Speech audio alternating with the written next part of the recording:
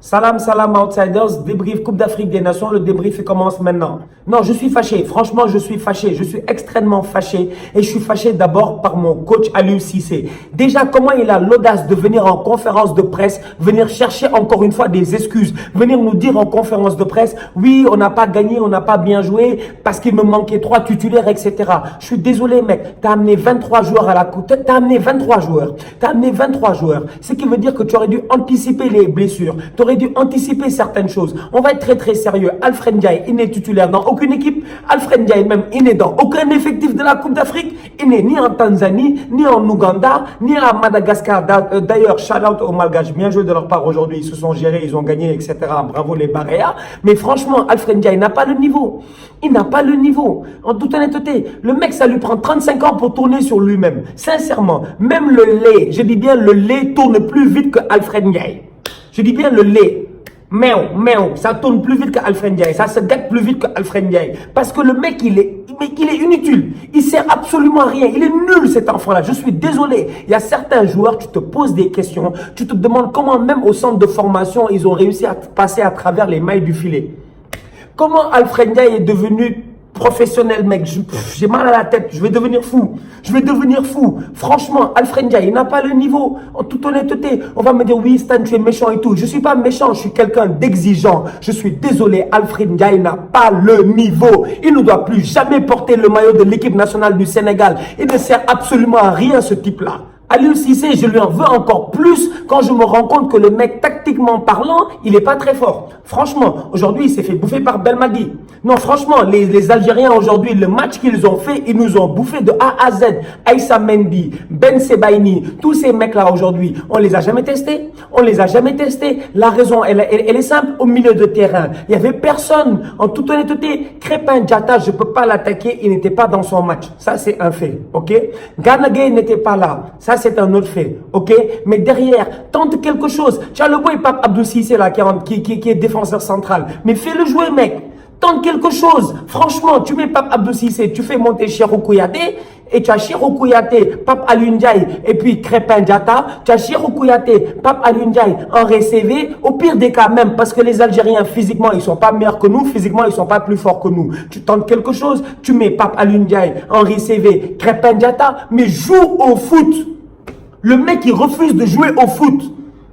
On peut juste le blâmer parce qu'il a une mentalité défensive. Aliou Cissé, c'est un milieu défensif. C'était pas un joueur très très technique. C'était pas un très très grand joueur. Aujourd'hui, on l'a vu. Si aujourd'hui Aliou Cissé était un grand joueur, si aujourd'hui Aliou Cissé avait eu une mentalité un peu plus offensive, il aurait vu ce que nous on a vu. Franchement, pendant toute la première mi-temps, on jouait que des longs ballons. On sautait notre milieu de terrain. Mais c'est normal. Pape Aliou Ndiaye, il passe son temps à prendre le ballon comme Messi, à vouloir dribbler tout le monde. Mais je le comprends, quand tu te retournes et que tu vois Alfred Ndiaye, mais tu n'as pas envie de lui donner le ballon, franchement. Donc tu es découragé, donc tu es obligé de porter la balle toi-même. Il y a des gens, ils sont là en train d'attaquer Sadio Mané.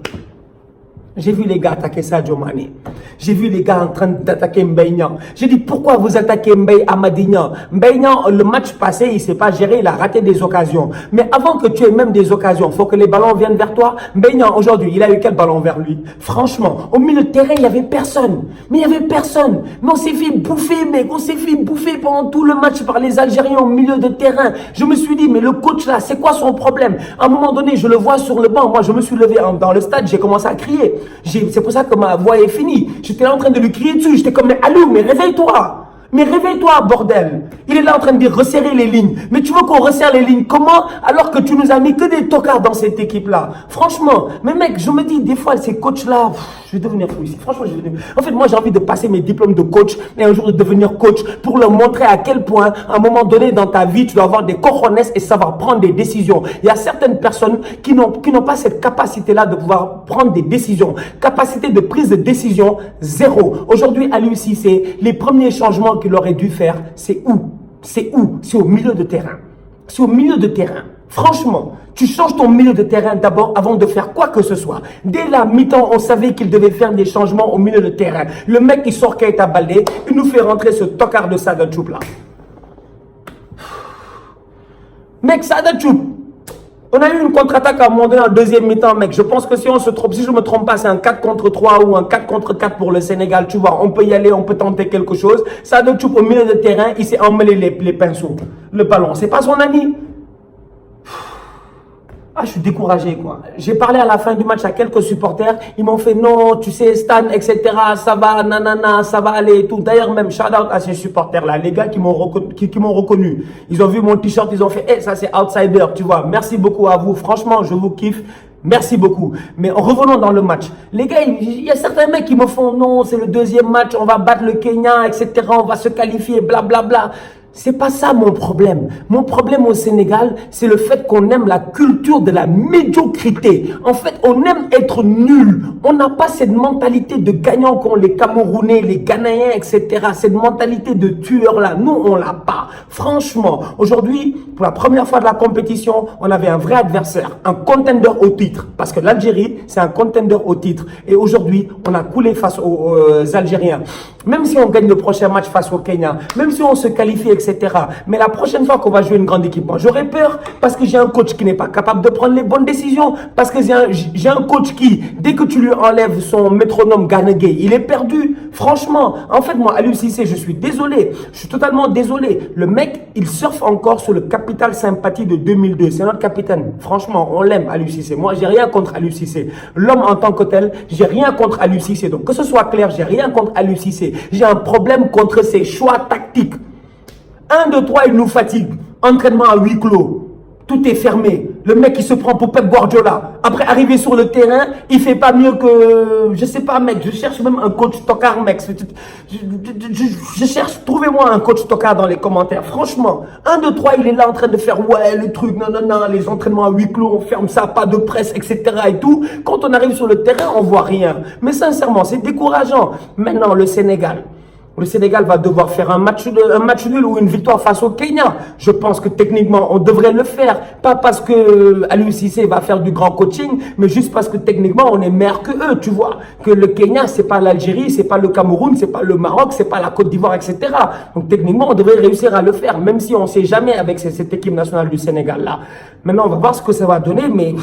D'ici là, moi, j'ai peur. J'ai peur pour cette compétition-ci. À chaque fois, on est favori. À chaque fois, on a le meilleur effectif de l'histoire. À chaque fois, blablabla, blablabla, blablabla. Les Bokandé étaient là, paix à son âme. Ils n'ont rien gagné. Les El Hadji Diouf étaient là. Lui, il sort toujours sur son double ballon d'or là. Lui, il parle tout seul, il est selfish.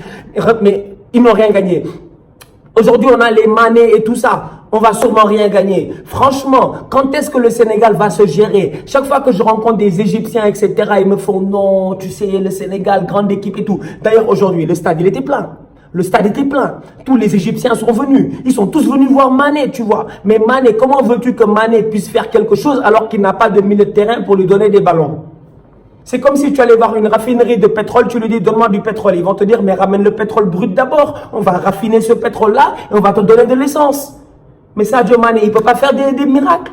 Il est esselé sur le côté. Vous voulez qu'il s'en sorte comment? Non mais franchement, mais c'est incroyable, c'est incroyable. Les gens sont là en train de dire ouais Mbaye Niang.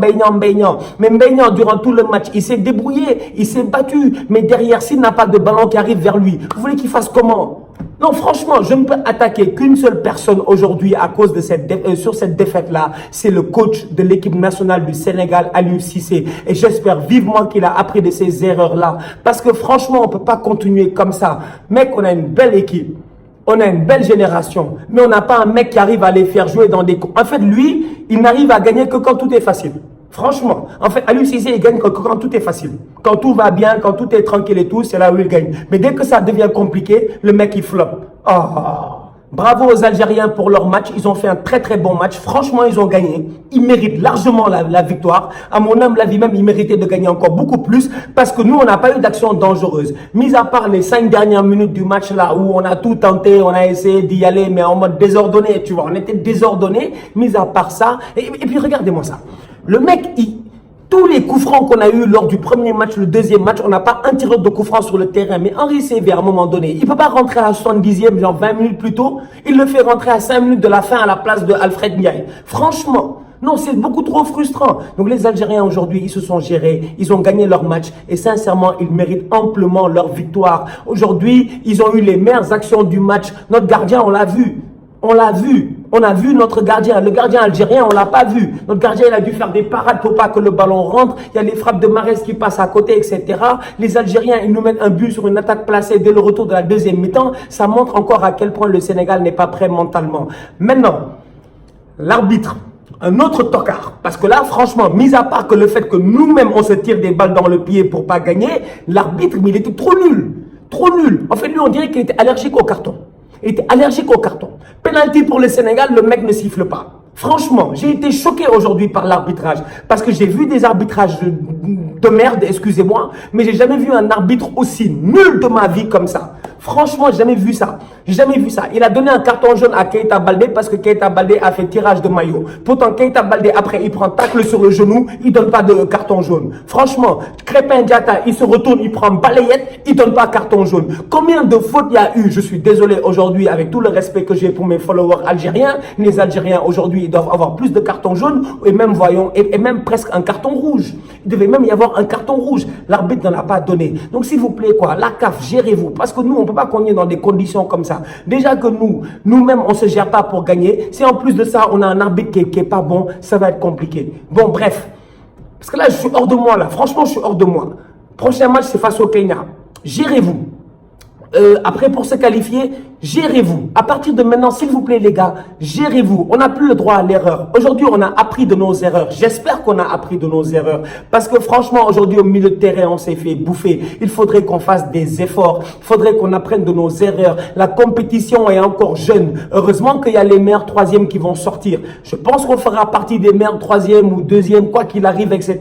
Dans tous les cas, je pense qu'on va se qualifier en huitième de finale. Mais même malgré ça, il faudrait qu'arriver en huitième de finale, qu'on soit capable de faire quelque chose. Parce que franchement, quand je vois les Ouganda, les Zimbabwe, les Madagascar, toutes ces équipes-là qui jouent, je me dis, elles proposent quelque chose. Moi, aujourd'hui, j'ai été déçu parce qu'on a un coach qui a une mentalité beaucoup trop défensive, qui est venu face à l'Algérie et qui n'a pas osé dérouler et qui n'a pas osé jouer. J'aurais préféré perdre avec des Henri CV sur le terrain. J'aurais préféré perdre avec des joueurs à vocation un peu plus offensive. J'aurais préféré perdre en jouant au foot. Mais aujourd'hui, on n'a pas joué au foot parce qu'on a des Lamborghini chez nous, des Sadio Mané. Franchement, on a des Lamborghini, on a des Bugatti, mais on roule à 40 km à l'heure avec eux et après on veut les blâmer eux du fait qu'on n'a pas gagné. C'est pas du tout sérieux. En tout cas, bravo aux Algériens, bravo aux Malgaches pour leur victoire. Le match du Kenya, là, moi, je devais rester au stade, mais j'étais trop fâché, donc j'ai décidé de sortir du stade. Donc, si j'ai des followers du Kenya